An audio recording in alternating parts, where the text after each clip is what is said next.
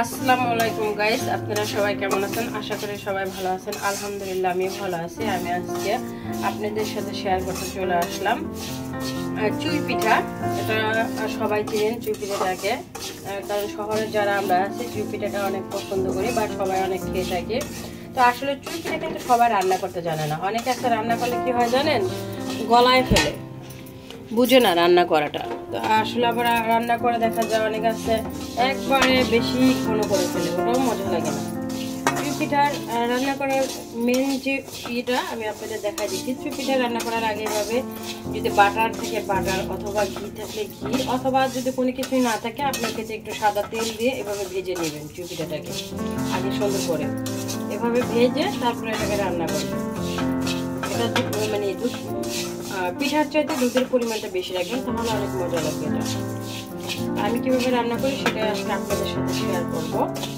তো যারা আমার পেজটাকে এখনো ফলো দেন না তাদের রিকোয়েস্ট থাকবো আমার যে আমার পেজটাকে ফলো দিয়ে রাখবেন। আর যারা আমার ভিডিওটা দেখবেন প্লিজ প্লিজ প্লিজ আমার ভিডিওটা প্রথম থেকে শেষ পর্যন্ত দেখবেন, স্কিপ করবেন না। এটা ভেজে সাথে সাথে দুধটা দিবেন না, একটু বাইরে ঠান্ডা করে নেবেন, না হয় দলা পেকে যাবে। এবার আমি দিয়ে দিব দুধটা। আমি দুধটা এখানে আগে থেকে জাল করে রাখছিলাম, তারপরে এখন তো আবার এটাকে রান্না করা হবে।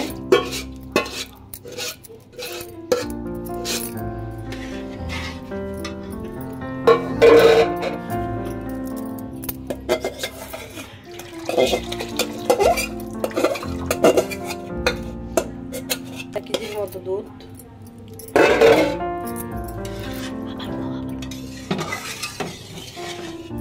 এখানে আমি 1.5 কেজির মতো দুধ দিলাম। আমি একটু পানি দিব না, বাট আমার একটু দুধ লাগবে, আমি সেটাও দিব।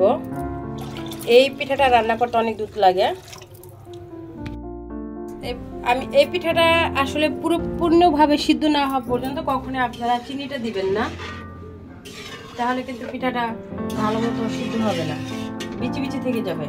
পিঠাটাকে আগে সিদ্ধ করবেন, তারপরে দুধ যেটা দেওয়ার দিবেন। আমার আর একটু দুধ লাগবে, আমি এবার শর্ট সহ দুধটা দিয়ে দেবো।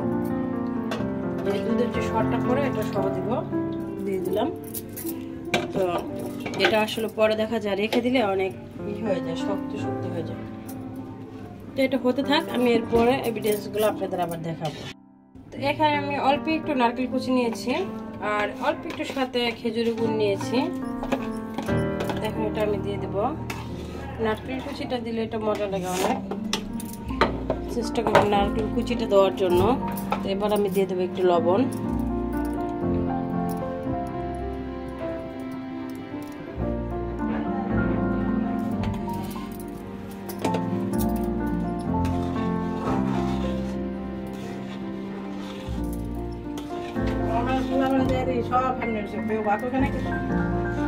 আর একটু সিদ্ধ হয়ে না, তারপর তো গাইস চিনিটা আমি আসলে অফ ক্যামেরা দিয়ে ফেলছি, আপনাদের দেখাইতে ভুলে গেছি। চিনিটা আপনারা আপনাদের স্বাদ মতো দিবেন, আমি অফ ক্যামেরা দিয়ে দিছি। এই পিঠাটা এখন এইভাবে রেখে দিব। আমি এভাবে রাখলে দেখা যাবে সারা রাত দুধটা খেয়ে একবারে পূর্ণভাবে সমান সমান হয়ে থাকবে। তো কালকে আবার আমি আপনাদের দেখাবো এটা আসলে কেমন হয় সকালবেলা।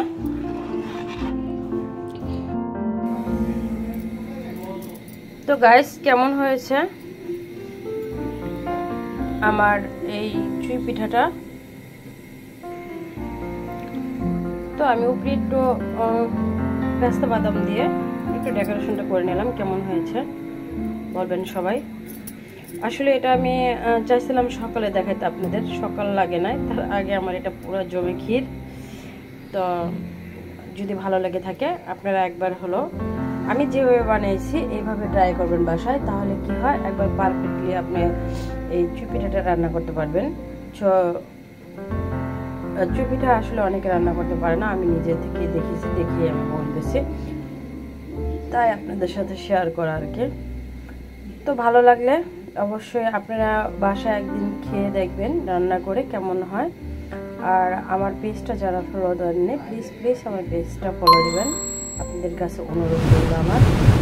তো যারা আমার ফেসবুকের ফ্রেন্ড তাদেরকে আমি বলে দিচ্ছি আমার একটা ইউটিউব চ্যানেল আছে, হয়েছে, সেটার নামও মারিয়ার কুকিং হাট। আমার অনুরোধ রইল যারা আমার ভিডিওটা দেখবেন তারা আমার ইউটিউব চ্যানেলটাকে সাবস্ক্রাইব করে দেবেন। আপনাদের একটু ভালোবাসায় আমরা সামনে থেকে এগিয়ে যেতে পারবো।